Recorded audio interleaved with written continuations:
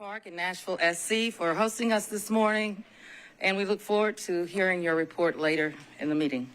I'd also like to recognize Bob Mendez, Chief Development Officer, who is with us this morning. Thank you for being here. Public comment period. The Sports Authority's public comment policy invites up to 10 guests who have signed up at least 48 hours in advance to speak for no more than 2 minutes in support of or opposition of any agenda item that the board will be voting on. Since no one reached out wishing to speak with us this morning, we will move to our next agenda item.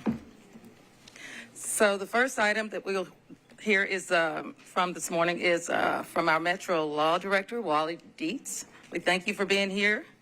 Last week, as you all know, the Law Department filed a suit against the state over the new state law, which reconstitutes the Sports Authority and allows state leadership to make 6 of the board's 13 appointments. So Law Director Dietz is here to walk us through the process and answer questions. So at this time, I will turn it over to you. Thank you. Thank you, Madam Chair, and good morning, everybody. I'll be brief and then answer any questions that you might have. We did file our lawsuit last week. The lawsuit was filed in Chancery Court. It will go in front of a 3-judge panel. That panel has not yet been appointed. We drew Chancellor Miles in Davidson County Chancery Court, and so she likely will end up being the presiding judge of the 3-judge panel, but we are waiting on the Supreme Court to appoint 1 judge from East Tennessee and 1 judge from West Tennessee.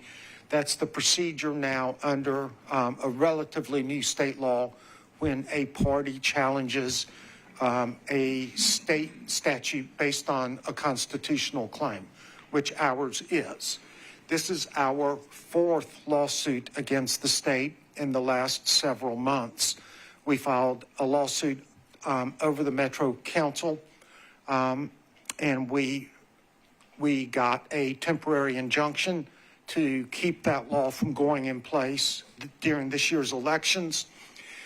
We filed a lawsuit against the state over the change to our charter regarding the Speedway here and what vote is required in the council to approve a demolition of the Fairground Speedway and potentially a replacement. We won that case 3-0. The state has not yet appealed. Their deadline is Monday. We'll see if they appeal that decision. We filed a case against the state over the hostile takeover of the airport authority. We argued summary judgment motions on October 6th and hope to have a ruling any day now. We're optimistic about that case, but you never know until the ruling comes out. So the case we filed last week is very similar. In fact, it's got the same legal claims that the other lawsuits have. We have essentially 3 grounds for our lawsuit. There are 2 provisions of the Home Rule Amendment to the Tennessee Constitution that apply. Just a very bit of history here. In the early 1900s, first half of that century, the state legislature would come in and say, we don't like the mayor of Hohenwald, so we're removing the mayor of Hohenwald from office. They would come in and do purely local political decisions. And people got angry about that. And so the Home Rule Amendment came out of the Constitutional Convention in 1952 and became law in 1953. And under the Home Rule Amendment, the state legislature may not pass a law that affects only one local government in its capacity as a local government without letting the voters approve it in a referendum or having it go to the council, the Metro Council, for approval. So what we are saying is this spring, the legislature violated the Home Rule Amendment when it passed a law regarding this sports authority and no other. It doesn't affect any other sports authority in Tennessee. And we're saying that's unconstitutional. Also, the law purports to disband this board completely and then reappoint 7 of you. And there's actually some confusion about who will be in that group of 7. The sponsor said one thing on the floor and the statute seems to say another, but we'll ask the court to sort that out. And that's likely going to be an area where we'll just need to be in close communication. The second provision of the Home Rule Amendment says it's called the Ripper Bill, meaning that the state legislature cannot rip local officials out of their office. That has to happen at the local level.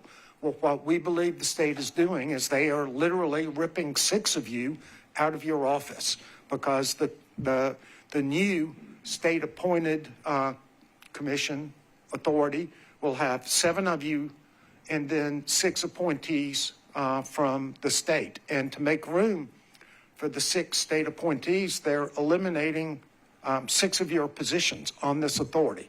So we say that violates the Ripper Bill provision of the Home Rule Amendment because there's no mechanism for local approval. The third legal claim we have is based on the equal protection clauses of the Tennessee Constitution.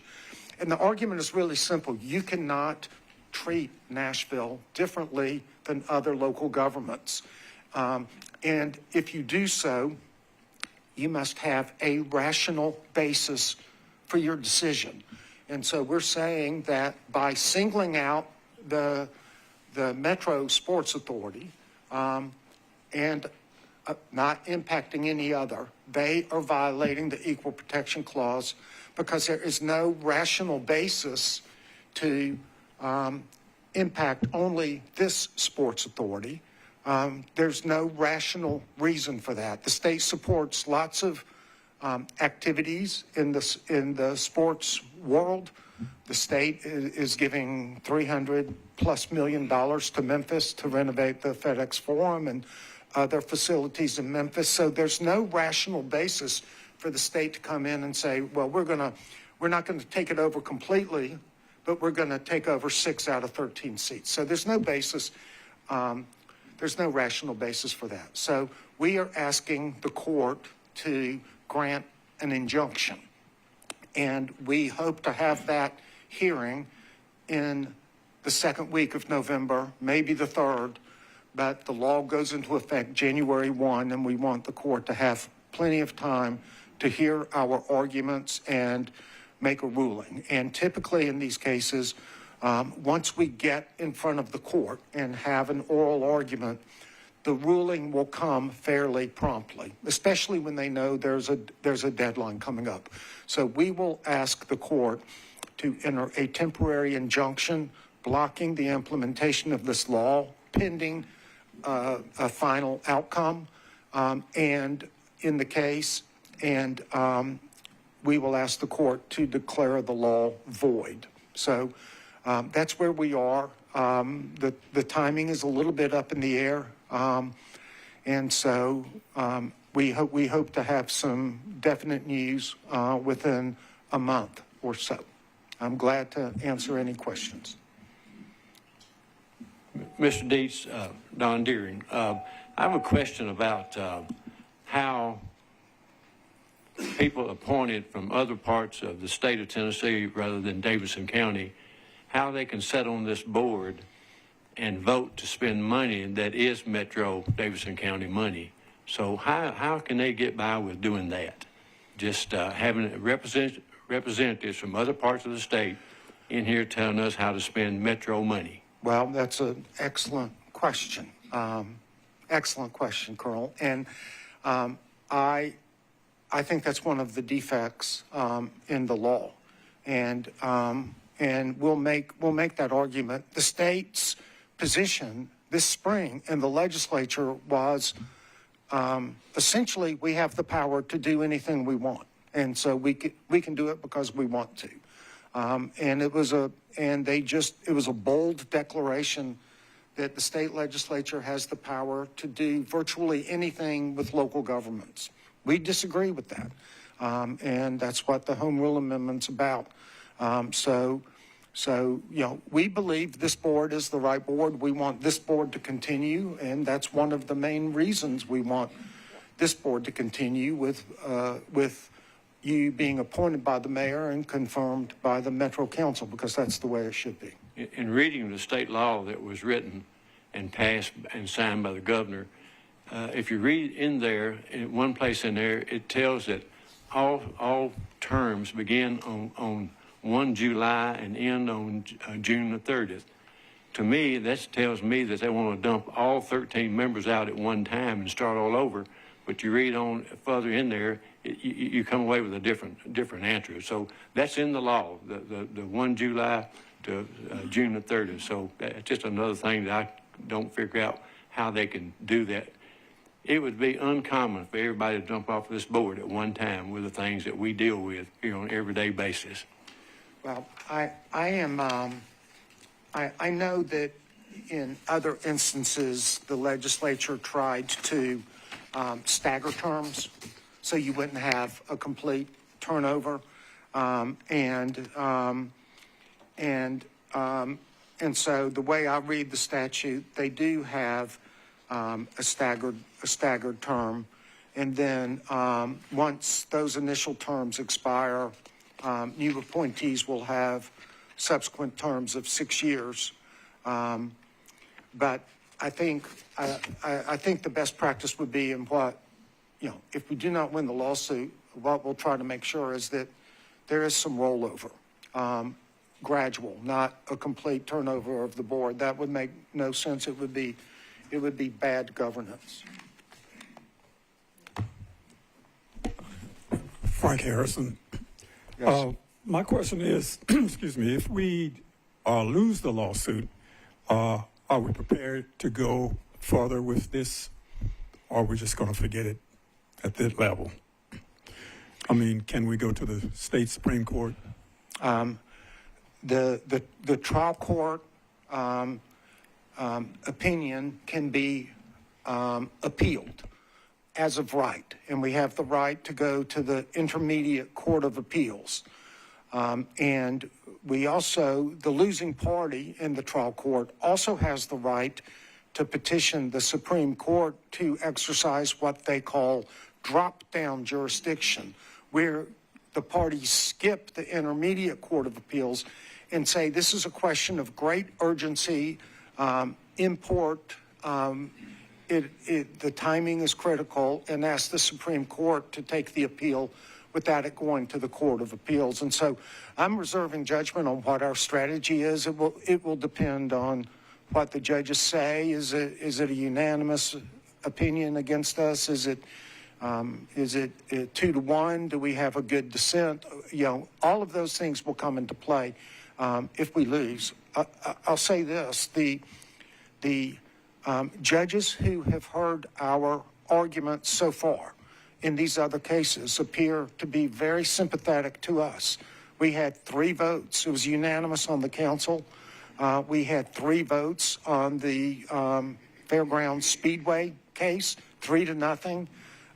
And the judges seemed to be very concerned about our arguments when we made them on October 6th regarding the airport authority. We cannot predict what's going to happen there, but so far these judges are agreeing with us that the legislature overreached in a significant way. So in these opinions, once we win a case, then we'll cite that opinion to the next court. So when we argued the airport authority case, we had the opinion, we had just gotten the opinion in the Fairgrounds case. So we made sure the judges saw that, where we won 3-0. They agreed with our constitutional arguments. So we remain hopeful. We are convinced we are right. So we always have to have a contingency plan in case we do not win, but we will just, if we do not win at the trial court, we'll just wait and see how the case plays and what the opinions were and how strong they were. Any other questions? Yes. Mr. Deeds, Chad Duncan. First of all, thank you. Thank you for your service to the community. Thank you for your service to Metropolitan government, and we appreciate it. This is excellent work, in my opinion.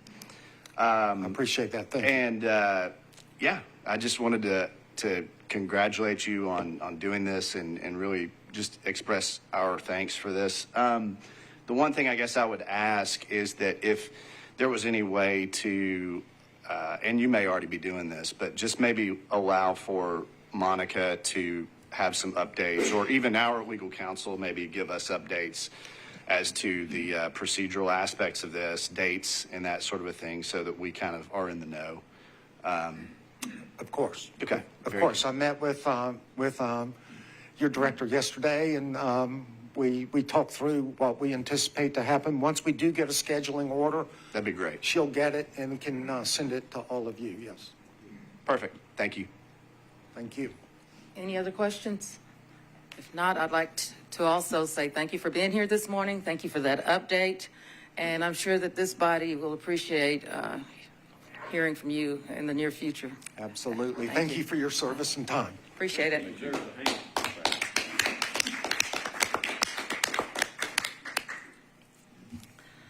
So on Friday afternoon, you should have received the minutes from our August 17th meeting.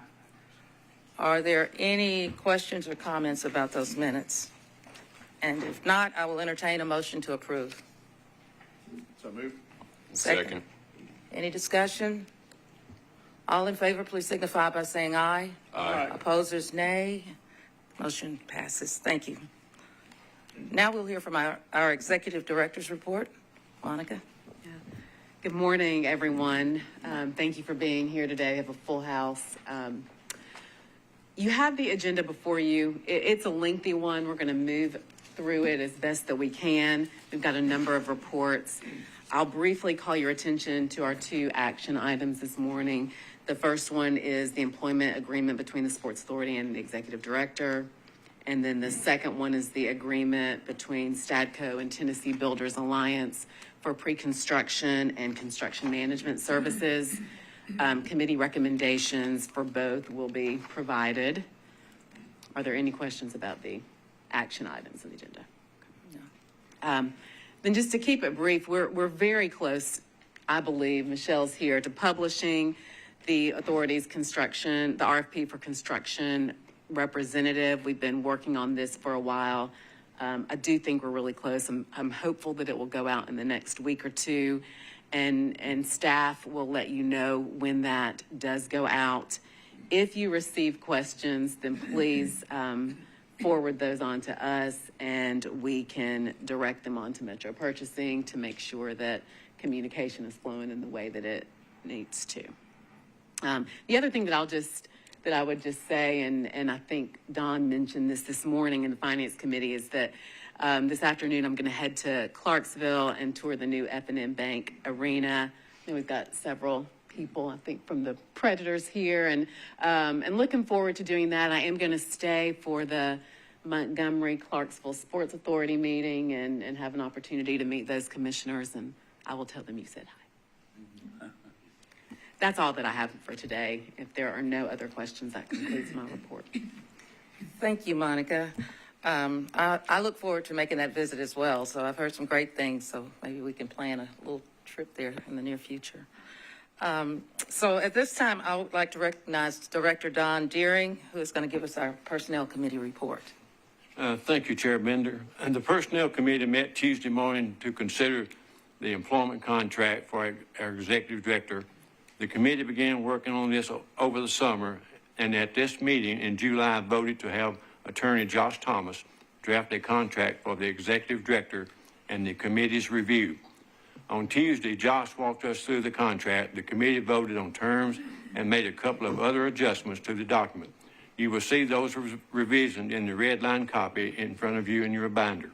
At this time, I'm going to ask Josh if he will briefly summarize the high points of the Personnel Committee unanimously recommends approval of this resolution and contract. Josh.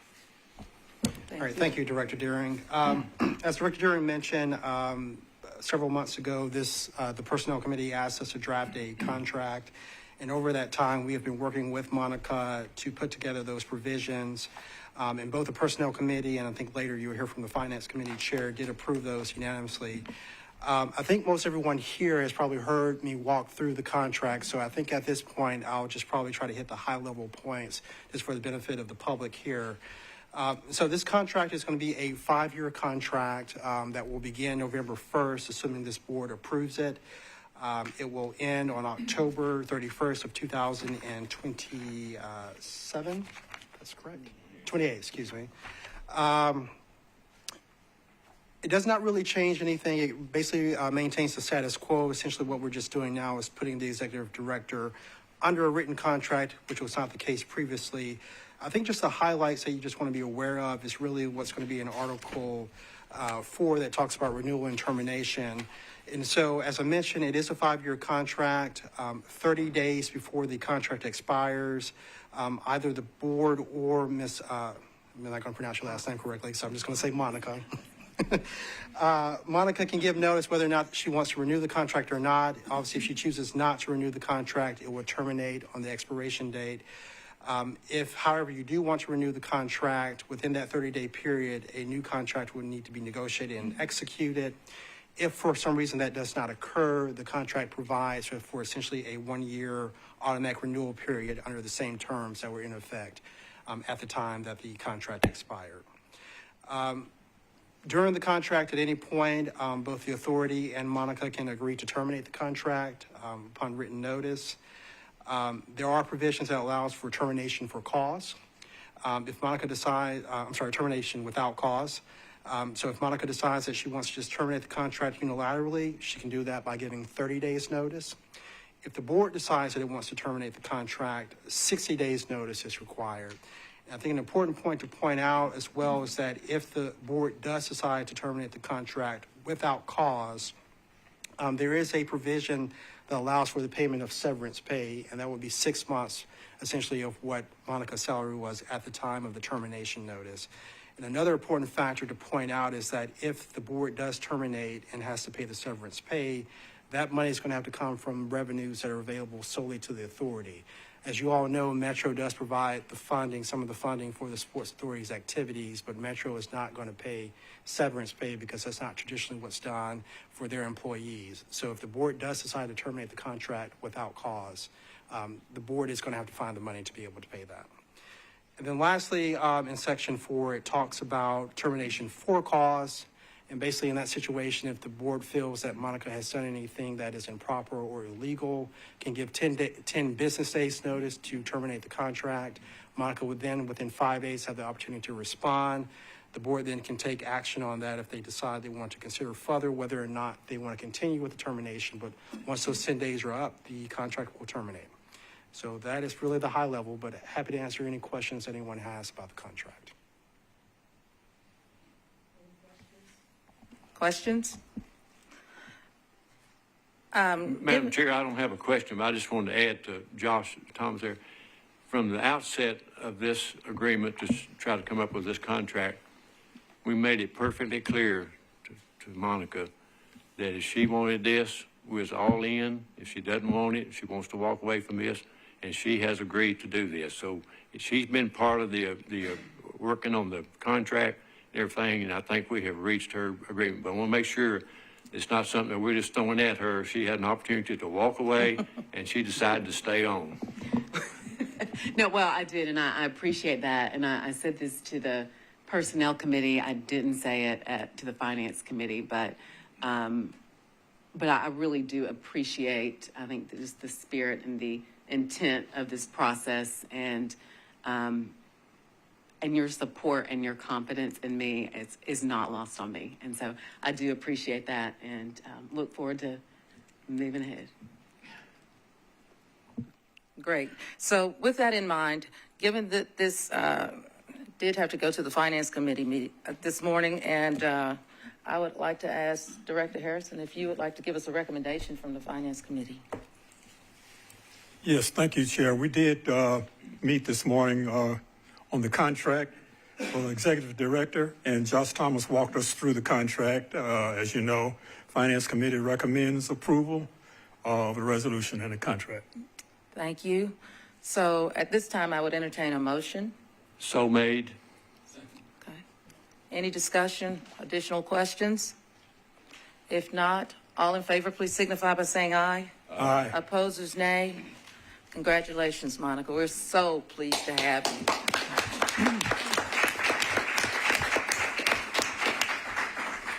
Thank you. Next, we will circle back to our Finance Chair, Chair Harrison. I think you had other agenda items. Yes, Madam Chair. The Finance Committee did meet this morning at 9:30, and we approved the July 20 meeting minutes, and we voted to recommend approval of the director's new contract as well. The Finance Committee also considered agreement for the Titans construction manager, and we heard from Tom Cross and Adolfo Birch. The committee recommends the authority approve the resolution and the agreement between Stocco and Tennessee Builders Alliance for construction management risk for the new stadium. And at this point, I think it could be helpful if Tom Cross and Adolfo Birch could summarize the comments this morning.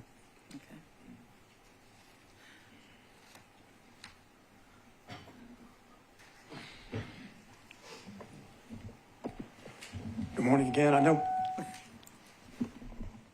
most of you are here, almost all of you were here for the Finance Committee meeting, and I can't imagine you want to hear everything that I said repeated, but I would just sort of note again that this CM agreement is very similar to the one used for Geodis Park. A couple of particular differences. That contract was between the Sports Authority and the builder. This one is between the Titans and the builder, which in my personal view is a much better arrangement because it cuts out several other layers of contracts. This is obviously a much larger contract. The fixed limit of construction cost is established in this contract at $1.55 billion. The whole process from now for the next several months will involve the construction manager and the designer working together to make sure that the designs that they're producing are constructible without major issues. CMAR contracts are good in Metro's experience because they tend to cut down on change orders. The construction manager should be well familiar with the design by the time the construction actually starts. So you tend not to get as many surprises during construction. So the cost you see at the beginning generally is pretty well in line with the cost you see at the end. Construction manager will submit a proposal for a guaranteed maximum price based on a bunch of assumptions and the design not changing materially from concepts after that point, assuming that the Titans and the construction manager can agree, which is very likely. Then they'll sign an amendment to the contract that establishes a guaranteed maximum price. Again, it's not a fixed price contract, but a not to exceed price. Contractor gets paid based on the cost of the work plus a fee. Once they have signed this guaranteed maximum price amendment, the construction process works pretty much like it does on every other construction project that you might imagine, except for, again, not a fixed price. Contractor gets paid the cost of the work, which has a multi-page definition, but basically cost of labor, cost of materials, storage, insurance, bonds, everything else that goes into the construction project, plus a fee. In this case, it's 2.6% of the cost of the work. It could go up a little bit if they have more than $50 million worth of change orders. But again, otherwise, this contract has all the provisions in it that you'd expect to see in any other construction project for changes, insurance requirements, how to close out the project, the payment process. We had a little bit of a back and forth about that this morning. There's a schedule of values that's part of the guaranteed maximum price proposal, so that during the project, the monthly payment application should be based on the work actually complete to date and the relative value of that to the guaranteed maximum price. I know I'm going pretty fast, but I know I'm repeating myself too. Happy to answer any questions about that. Mr. Birch spoke more about the process. And again, what we're doing today is just approving the contract itself, or that's what's in front of the board. Yes. Yes, thank you for giving us the opportunity to present on the agreement itself. I think in light of the fact that most of you were in the earlier Finance Committee meeting, and and have had the benefit of Mr. Cross's presentation as well. I think I would just probably want to focus on a few items that address some of the larger points surrounding the agreement itself and kind of how we got to the selection and approval of TBA. So first thing I probably would talk about is just our timeline for that process. I think, as you all know, if you go to the selection timeline, maybe, yeah. That process was done in an effort to mirror the process outlined in the Metro Procurement Code and Regulations. It involved an RFP. It involved the 14-day minimum required response submission time. I looked at the recognized competence and integrity standard, and it included an evaluation committee that was comprised of really all relevant parties, including several representatives from Metro and representatives from the Sports Authority. I think if you look at, obviously, when we built on the selection of TBA in the agreement, one of the things we were able to do was look at its project team in particular. And if I think it should come up on, let's see, one more, maybe, no, forward to one more. Thank you. So one of the things we wanted to note here was that the agreement did include a specific negotiation for the key personnel. That is generally a critical part of construction agreements, but in particular in a project of this size and scope, it was critical to understand exactly who would be the key personnel working on behalf of the project. And so we were able to negotiate specifically the key personnel above and also to provide disincentives from making changes to that key personnel list to ensure that the Titans and the Sports Authority get the benefit of the agreement that we bargained for with respect to the personnel who would actually be lending their expertise and know-how to the project. I would probably next just want to mention a couple of the other points that we call sort of project protection that really, I think, ensure and help incentivize and align all the parties to have the project come in both on schedule and on budget. A few of those are represented on this slide, in addition, obviously, to the key personnel provision, but limitations on the contingency, a liquidated damages, or, a view to understanding what happens in the event of a missed completion date, and then obviously interacting or taking on an owner-controlled insurance program are all factors that we believe will help us get to a fully constructed venue on time and on budget. We have a schedule. I think most of you have seen the majority of this. Obviously, much of it has been displayed previously or discussed previously, but with respect to the CMAR agreement, I think the only addition is really the red at the bottom, which just reflects the current thinking on the construction completion timeline, which we have set, or which has been set currently for March of 27. And that's really it from the points that we wanted to highlight, in addition to some of the provisions that were outlined earlier in the process that was outlined earlier by Mr. Cross, but we're happy to take any questions. So since this is an agenda action item, what I'd like to do is entertain the recommendation from the finance chair and get a motion and a second, and then we'll open it for question and discussion.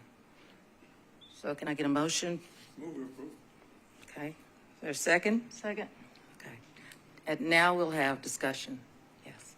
Tom, you mentioned change order process. Can you just hit the highlights of that in the agreement? No large construction project and not many small ones get built without some changes needing to be made. And it could be because you discover something during construction that just won't work. It's less likely on a CMAR project than on a design bid build project that things are going to get discovered that are just crazy, like an elevator shaft going right through a major beam. This one of the advantages of CMAR projects is the construction manager working closely together with the designer should be able to point out all that stuff. Not that the designer is likely to make mistakes like that, but stuff like that does happen. Less likely here, but there almost always are things that you discover on the job site, either because of characteristics of the job site itself. We found rock when we weren't expecting it. The elevations of the first floor don't quite match up with a plaza, for example. We're going to need to make an adjustment there. Sometimes it's things that either the Titans or the Sports Authority just might want to change. Like, you know, as it's coming together, we don't like the finishes in some part of the building. Like, we think stainless steel will look better there, or some kind of a wall treatment, or we want terrazzo instead of plain concrete on the concourses. So there has to be a way for you to figure out how to keep the project going, even if there's a disagreement. So the change order clause in this contract and in most of the other ones that Metro uses, if you can agree on the change to be made, then you sign a change order that includes both the price and the additional time, if any, that the contractor is going to get. And in this case, it would be an adjustment to the guaranteed maximum price, assuming it's additive. If we're taking something out, it might be deductive, so you might actually get a price reduction. Sometimes there are situations where you can't agree on how to square up the question of how much extra money or how much less extra money, how much additional time or not. But the owner, or in this case the Titans, have the right to require that you keep going, and maybe the contractor just keeps track of those costs and gets paid actual cost plus a fee at the end or something like that. So that's how it works in this contract. My question is, procedurally, does that come before the board? The change orders do not come before the board unless there is a material change that affects the basically the performance of the facility. For those you would see. For most of the small ones that aren't going to affect the economics of the deal, they would not. If it's a material change that could affect the economics, the performance of the building, yes, that will come back to the board. Thank you. Other questions? And can I just say that is different than when we were building this facility. There was a development committee. The finance chair, John Glassmeyer, sat on that committee and then was also involved in change orders, understanding. And then if there was something that just needed to be mentioned to the board, then he brought that back. You should get regular reports. You'll get monthly reports about the progress of the construction and frankly during the design process too. Thank you. Questions? Madam Chair, I don't have a question, but I do have several comments, and they all stem from my being concerned about the inclusion of the local businesses, small businesses, big businesses on this project. And I have been personally disappointed in the fact that this process seems to be one that was exclusive rather than inclusive. I still see that there's an opportunity for participation on this project in the way of quality control and quality assurance, somewhat like a third-party review, similar to what you were using as an analogy a few moments ago about an elevator shaft going through a beam. This is something that I believe that a quality control, quality review partner could identify in the project. Also, I believe there's an opportunity for more SMWBE participation on this project. I don't think that this effort has been sufficient enough to identify and allow a number of firms to express their interest in participating on this project.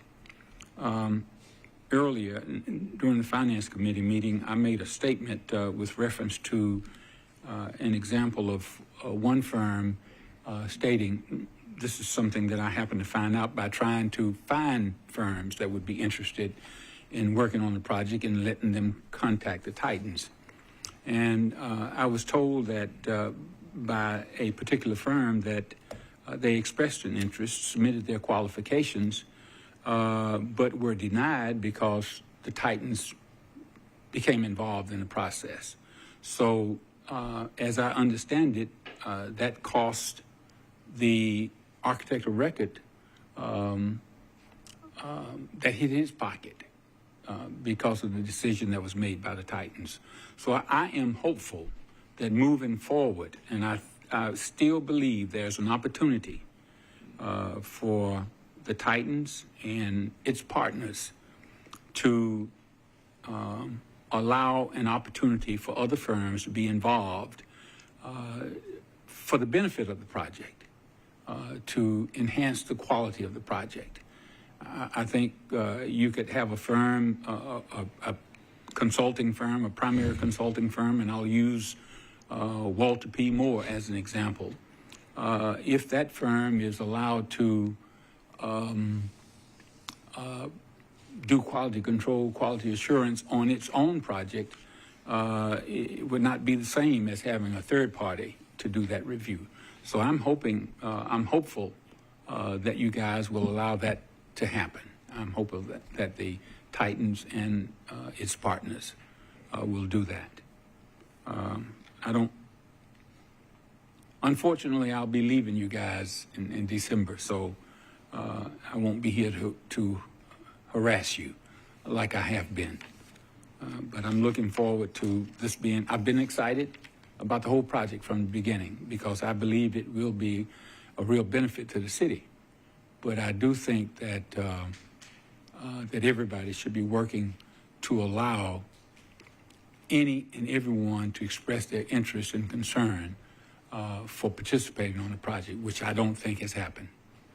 Madam Chair, that's all I have to say. Thank you.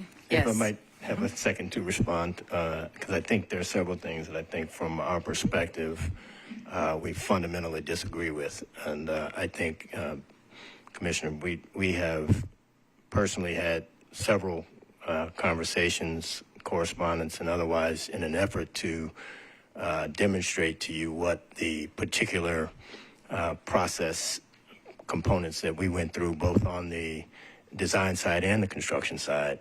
And fundamentally, they have been of the very type that you're asking about or that you're suggesting. It's been inclusive. It's been exhaustive. It provided an avenue for everyone to express interest. And ultimately, I think the biggest indication of that is the result itself. On the design side in particular, as that's probably been more of your focus, we ended up with a 28+% participation achievement, despite that being on the design side, which is a little more difficult to try to, to ensure that there's multiple participation pieces. With respect to your concern about the firm, I'm not sure which firm you mean, but as we discussed, I think there were several firms that needed to be rolled over from the design architect, the initial design architect team, to the AOR team, based upon their prior experience with the initial design architect. And so there were some positions that would otherwise be open that weren't open on that in that particular case. That is correct. But at the end of the day, we ended up with a design team that had 11 of its 23 components being of a DBE variety, or and or local. I think there were 9 locals. I understand your interest, but I really think that, at least in our view, the authority needs to understand and be comforted in the idea that the process was fair, the process was consistent, and it ended up in a result for which we should all be proud. Yes. Thank you for those comments. Yeah, thank you both for those comments. I would really like to see this conversation elevated from just between Director Gill and you, Attorney Birch, into this level of comfort that you speak of for the board. I just think it'll be helpful for us to just see that process, because we also have a responsibility to report out and to advocate for that process as well. So the numbers, the data, a one-sheeter, for me, will really just do the job. We're happy to provide it. I think for the most part, a lot of it was provided, at the August meeting, because of that was the period in which we were looking at the initial selection, and then I guess it was the May meeting maybe where we talked about the initial selection of the AOR. But we're happy to provide additional information. We'll do that. Any other questions, comments? Isn't there a stadium outreach event tonight? Can you Yes. speak to that for interested? I know there's a lot of interest in being a part of this project, and this is, I think, the kickoff of that very public Absolutely. opportunity. And I thank you for raising that, because one of the things that I think has been critical to the success of the project development so far has been the extent to which there has been outreach, at varying levels and in varying ways. So tonight is actually what we're calling sort of the official launch for the project, where we're going to have it at the stadium, the current stadium. I believe we have more than 1,000 firms or entities or people that have registered to attend and hear information from the Tennessee Builders Alliance about the packages that will be available, the opportunities that are available for them to be involved. We'll have representatives from the BAO there to assist with certification and making sure that people are registered into the databases, so that when these project packages come online, we'll be able to to remind them or give notice so that people can participate if they believe that they have can offer a service or a product that is germane to that particular portion of the project. So that's really only one aspect of how that outreach will go. It's going to include both the TBA database, the Titans database, BAOs or procurement's database. We are constructing an e-news site to allow information dissemination in that respect. We have made reach outs and will continue to do so to relevant industry organizations and trade associations. So that it really is a fulsome effort to try to ensure that anybody who potentially has information or has a desire to contribute and be a part of the stadium project can do so. I know there's a website if you want to find out about procurement opportunities. Is there a link to that on our website? On the Sports Authority? Yes, and if not, I would suggest that would be great. We do need to do that. I do believe that it's now on procurement BAOs, Yeah. but we will add it to our website. I was going to say, it certainly, there's no, we would like it to be everywhere, everywhere that it could imaginably be possible. Madam Chair, yes, that outreach effort that you're speaking of now is something that I think should have been done during the design phase, because BAO, the procurement database, it was available or is available with all of the designers, all of the disciplines in Nashville. They're certified, qualified, whatever. That database could have been used at that time. So that's a good example of how I think there was exclusion in the process. Any other questions or comments? If not, I'd just like to say I think that this is a very healthy conversation. I think that it just speaks volumes to the fact that this will be Nashville's stadium, and people want all the players at the table, and I appreciate the comments, and I appreciate the transparency with which you have shared with us this morning as well. If there are no other questions or comments, we have a motion on the table. We do. It's been moved and properly seconded. Can we call for the question? All in favor, please signify by saying aye. Aye. Opposers, nay. The motion passes. Thank you. Next, we will have one of our project managers, Ron Goebel, President Emeritus of GHP. He will give us a stadium project management report. Good morning, Ron.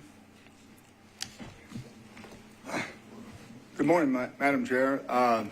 We're excited to be here. This is our first report I think we've given to the board since being retained in end of July, early August, that time frame.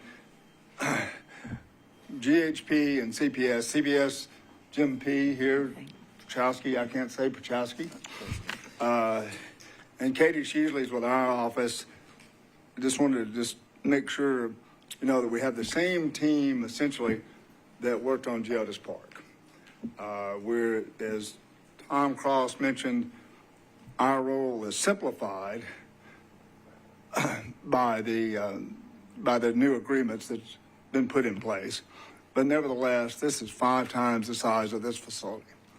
And cost and complexity is really quite an overwhelming thing. GHP is reviewing the design and budgeting. CPS will be reviewing compliance and cost. Will, under the construction, monitor some of that work. Both firms will be involved all the way through. We're in an acting full place right now. There's a procurement RFP coming out that will finish this work. We'll be involved with the Sports Authority for reviews, communications, and updates. We're working with the Titans team. They've been excellent in getting us all the basic information from the years of work that they had before we came on board. As we said over and over, it's a massive, complicated building. There's 7 acres of window walls, just the scale on that, and several of them are different.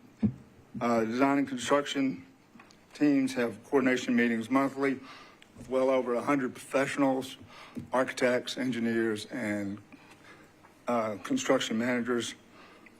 And we're here to represent Sports Authority's interest and Metro's interest in this project. So that's a summary of what all we're doing.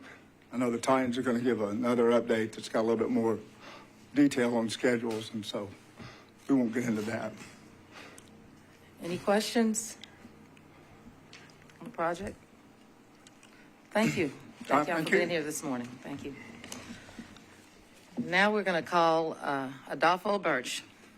You're back. Chief External and League Affair Officer, and he's going to give us the stadium progress report.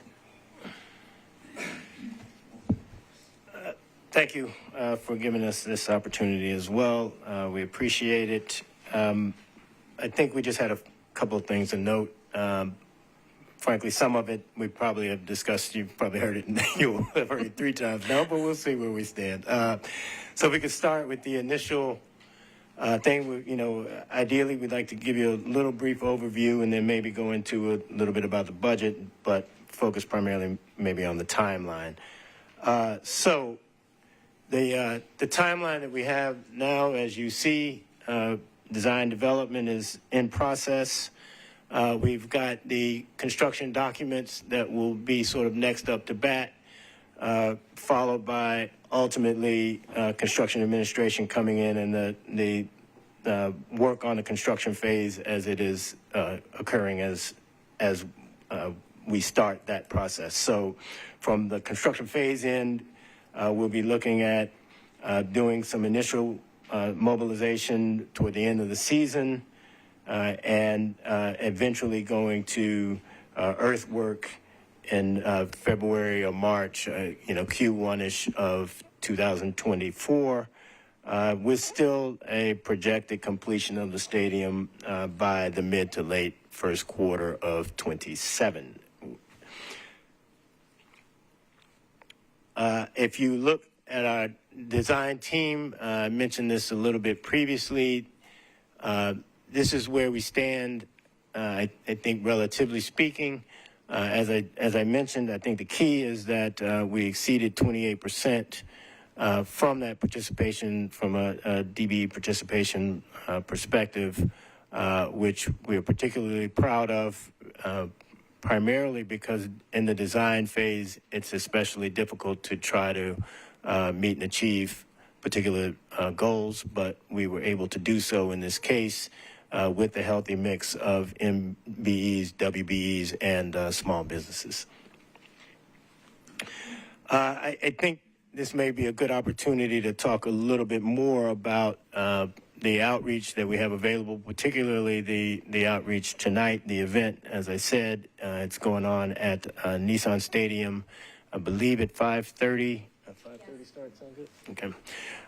And we have had more than 1,000 firms and entities who have registered to attend that event. It, in fact, is so oversubscribed that we had to broaden the venue from not one of our one of our club sections to both club sections. So we're actually having to make the presentations twice to ensure that everybody will be able to understand and learn about the project. We anticipate that will be highly successful, both in providing information, but also allowing TBA and other groups to gather information on the firms so that we can ensure that there is appropriate follow-up and or notice of future packages, future opportunities, and things of that nature. We're building out, a robust website. TBA is building one out that will link to ours. The Titans are building one out that will link to TBA's. And we'll all be able to utilize the Metro procurement database as well to attempt to reach as many folks as possible, and also obviously allowing us to be able to start understanding what the data looks like as those packages get off the ground. A number of different outreach opportunities that will be really available for us in varying capacities between that time. I did want to touch a little bit on One Community, only because I believe that it is critical to the understanding that this project is about all of Nashville and about all of Tennessee, and not simply a stadium and a venue for concerts and athletic entertainment. The One Community platform, as you know, we started that in an effort to really reach and talk about the specific challenges and issues that are associated with our community and that the community found to be of most importance. That came through a rigorous exercise of meeting with community stakeholders, residents, leaders, varying stakeholders of different varieties in order to understand where the Titans in particular could exercise some of the skills and some of the sort of things that might be available to us in an effort to move the needle on those varying things. So the community, One Community, is organized in the three categories of opportunity, neighborhoods, and education, but it really does drill down to impact folks at the neighborhood level and at the individual level in ways that we think are additive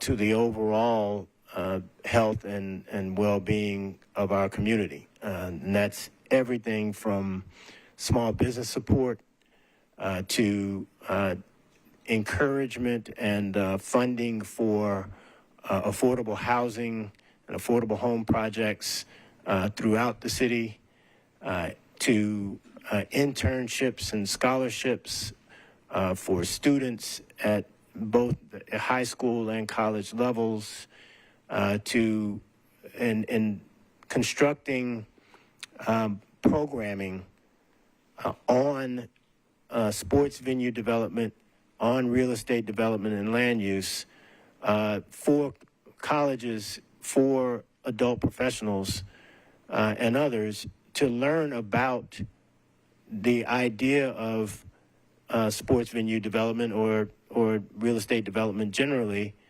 but using this project as the model so that it connects people to understand exactly how these sorts of things are done and how the impact of those projects, what type of impact those projects can have over time. And also giving tools so that perhaps the next future developer of a project would be able to learn and understand that that's something within their power. On the education side, we're clearly doing a number of things with Tennessee State. I believe we've talked about that in the past, that the relationship with Tennessee State is of critical importance to this project. And, their ability to be able to enhance the relationship with the Titans and for us to be able to enhance our partnership with them is something that I think is unprecedented. You will not find another relationship of this type throughout the country, and it has really been profitable in that sense for both sides to be able to be engaged in it. And I certainly mean profitable in the sense of really providing value and new ideas, new innovation, new understandings that have benefited certainly not only the Titans, but Tennessee State and really the community as a whole. So wanted to just bring a little bit of attention back to that. A number of things are online and already happening. We just had the Small Business Masterclass, which was a multi-day curriculum to assist small businesses in learning some of the things that might be material to their either stability or improvement as organizations. We've had numerous of our launchings for some of the different internship programs, fellowship programs, and others. But there's more to come. There's a lot coming on the way, and our hope is that we'll be able to provide you with that type of information as it comes through our monthly reports as well. So I think that's really about all we wanted to update you on, but hopefully, as I said, we want to get in a nice cadence of mixing a combination of the things that are going on the project itself, but also the things that we think are also critical to the project. That's great. Any comments? I do. Just a real quick point of clarity on the one community. What's the duration of this? Is this just throughout the duration of the construction of the stadium? Does this plan on going on in perpetuity beyond the construction and erection of the new stadium? I think the fairest way to say it is there are some things that are somewhat project specific, like they're key to the project. So that the things I was talking about with real estate development or sports venue development, they're really tied to the construction of the project. So those are probably sunset at some point. But I think there's also the understanding and the desire to make these really a permanent part of what the Tennessee Titans are all about and how we look at our interaction and engagement with the community. So I would certainly see the majority, if not all of them, continue, expand, or maybe refashion a little bit. But yes, a lot of these will continue on, as far as and as long as we're here. Any questions? Well, I'm very excited about One Community and about how you all are taking this opportunity to incorporate the community into this project. Like Kim, I did have the opportunity to hear about the outreach on the news this morning. So that was really good news, too. I was glad to hear that. I think it's wonderful. So thank you for that update. Now we will have Metro Treasurer Michelle Bosch. She's going to present the debt obligation report to us. Good morning, Michelle. Good morning. Thank you, Madam Chair. Hello, my name is Michelle Bosch. I'm the Metropolitan Treasurer. Our office manages the debt portfolio and the investment portfolio for Metro and for the Sports Authority. Our responsibility is to submit a debt report every time we issue debt to the state, the Comptroller's Office. As part of that responsibility, we're also asked to submit the same report to the governing body of the debt in which it was issued. So that is what you have in front of you, is a report that was sent to the state. As a summary in terms of the transaction, it was a very interesting transaction that we had in August. We had to price, we were in a hurry to price right before the state priced their bonds. And we also had to do it right around the time where Fitch downgraded the United States government. So we were very worried we weren't going to have enough investors, but the pricing went off without a hitch. We had mostly institutional investors purchase the bonds, and we ended up with a weighted average cost of 4.9%. And so now the Sports Authority bond portfolio in whole has a weighted average cost of right around 4%, and that includes all of the debt for all of the venues that we currently have outstanding. So I will ask you if you have any questions in regards to the report that's in front of you.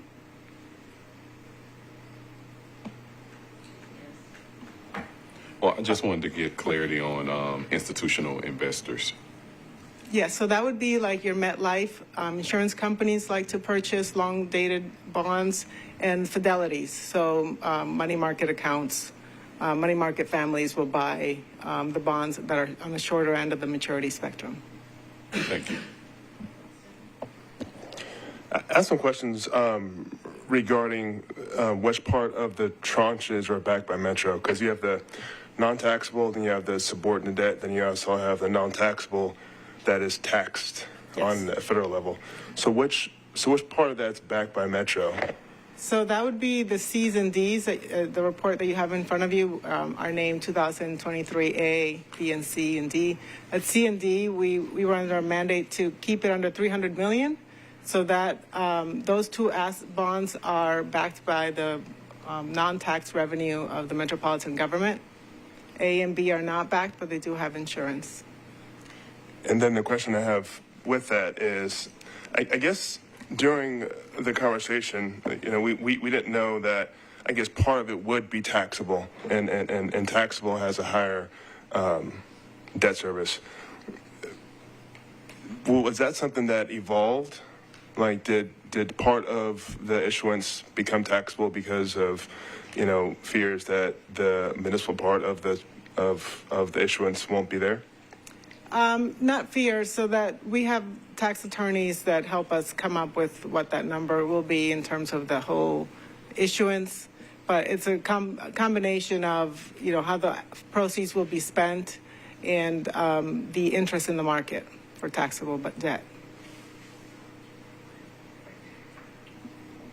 Great questions. Any other questions around our debt? Thank you, Michelle. Thanks. Thank you. So at this time, we'll open the floor to questions from the board for any of our facility managers, team, executives, partners. Any questions? Got a comment. Is Geodis Park represented? Obviously, They're going to give their report shortly. Okay. Any questions? No questions? If not, finally, we get to have Geodis Park Nashville SC report. We're so glad to see CEO Ian Ayers with us today. It's been a while, and we look forward to hearing. Well, good morning. Welcome back to Geodis Park. So it's hard to imagine. It's not even 18 months since we moved into the facility where And on Saturday, we'll play our 34th regular season game over the 2 seasons, our final regular season game. And I think when I speak on behalf of the team, whatever our expectations were for the venue, we've truly exceeded those. Just some highlights, I think, that are important. Our average gate tickets since opening for the last 2 years has been 28,000 for games on average, which puts us in the top 4 in the whole of MLS. We have the top 3 in season tickets for MLS, and for 2024, we've already sold out of season tickets for next year. Bless you. Next slide. We have a pretty good team as well, which is always important when you're a sports entity. Our team qualified for the playoffs, our 4th year, our 4th playoff, which is important. Only 2 other teams were the 3rd team ever to have made the playoffs in each of their years in Major League Soccer. And I think it's important to say that this season was really the first year we made a transition into a different style of soccer this year, more offensive, and I think that was important for the venue, important for fans, and we've seen the results of that in the sort of attendances that we're seeing, and obviously reached our first cup final this year in the Leagues Cup, and you may have heard about a guy called Lionel Messi coming here in the summer. Truly incredible for Nashville and for Nashville Soccer Club. The game was the highest viewed broadcast ever in Major League Soccer history, seen all over the world, and over 50 million impressions that day for the team and for Nashville. Next slide, please. It's also, this year has been really important for us, and particularly the second half of this year. We made this transition from opening the stadium last year and really focusing on putting on soccer, which is the core, but really trying to transition into getting the most out of the venue, both in the community and further afield. So all sorts of things. We put a term together, Summerfest, and we really focused on lots of different events across the summer. We had a big yoga on the pitch event. We had pickleball on the concourses. And we had 2 big concerts in the summer. We had Guns N' Roses, and we had Pink, both sellouts in the summer, and obviously Shania earlier in the year. We also had a veterans ruck at the stadium, so over 300 veterans, current and former serving members. So really successful, and I think that's important. You know, we also had a 5K event which we'll run annually, but really about bringing the stadium to life and obviously generating revenue, but also utilising the facility as many days of the year as possible. We've had over 200 private events since opening the stadium in 2022. Next one, please. I wanted to just briefly talk about the field or the pitch. We call it the pitch in soccer. So there's been some instances where we've had some feedback, not from the Sports Authority, but just generally about our protection of the pitch. We're very protective of it. I would say, as somebody who's worked in soccer about 26 years now, that it's so much more important, I think, than most sports, that the integrity and the quality of the field is almost perfection in soccer. And I wanted to use these photographs. The one in the upper right is the field after we took the cover off after our first concert here for Shania Twain. We tried to tell the promoter and other people about the integrity of the pitch and how it should be well managed. And we ended up with a $350,000 replacement of the field. Having taken control of it ourselves for future major concerts, the lower right picture is the piece that we had to replace in the other 2 concerts at a significantly smaller amount, about $25,000. So when we're approached about events, you know, we've really learned, and we really have great staff here that know how to protect the pitch so that soccer can be successful, and at the same time invite and attract as many events as possible. So it's an important nuance for soccer. Of course, beyond MLS, we tried to do so many more things other than our own games. That big game on Tuesday night for the US men's national team, I think another great example of bringing more than just MLS to the game. Good crowd, great result for the United States. Earlier in the year, we had the Women's She Believes Cup, and we continue to get approached on a weekly, monthly basis by different organisations, and particularly with US Soccer, who were here and comment. They love this venue. It's obviously it's the biggest soccer-specific stadium in the United States, so it's always going to be a big attraction. And I definitely predict we'll have some of their bigger events as we go forward. They were hugely pleased with the turnout and with the game and with the facility. On Tuesday, we had our inaugural Pup Cup on the berm at the supporters end. A couple of weeks back, we had over 20 dogs adopted, so it was dogs playing soccer against each other in a makeshift field, and really driven by one of our partners, Mars Pet Care and the Pedigree Foundation. And it was really an opportunity to drive adoption, and it works hugely well. And we continue to invite community to be a part of everything we do, whether that's on the field or other events in the venue. Next one. And then, of course, as we have from the start, continuing our community outreach. Just some examples here. Our Back to School initiative with Fall Hamilton, over 350 backpacks created for both students and teachers. We also installed our 4th mini pitch since we started at Fall Hamilton. So these are dedicated fields, infrastructure for communities to utilise. We continue that program as we go forward.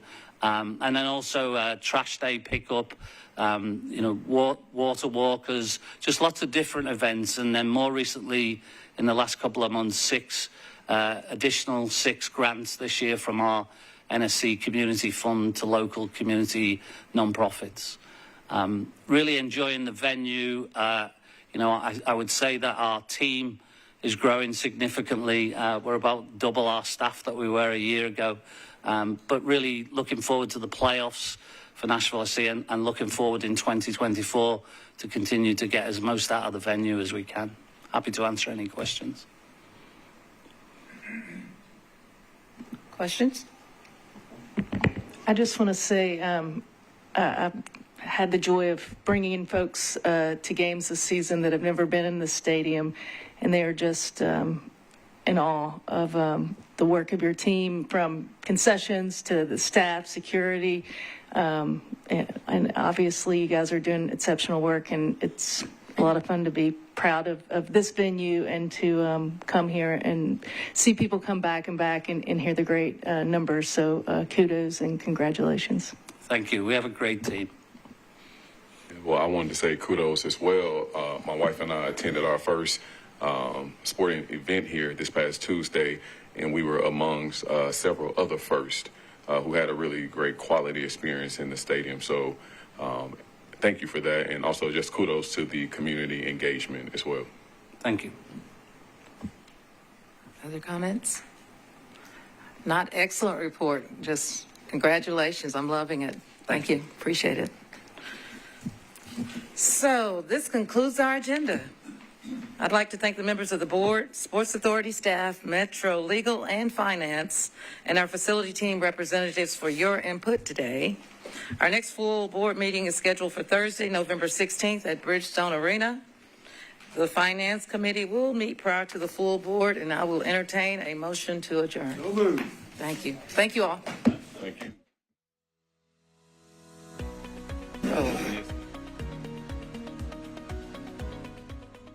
This has been a service of the Metro Nashville Network. If you would like to see this presentation again, or for more information on this and other programs, visit nashville.gov.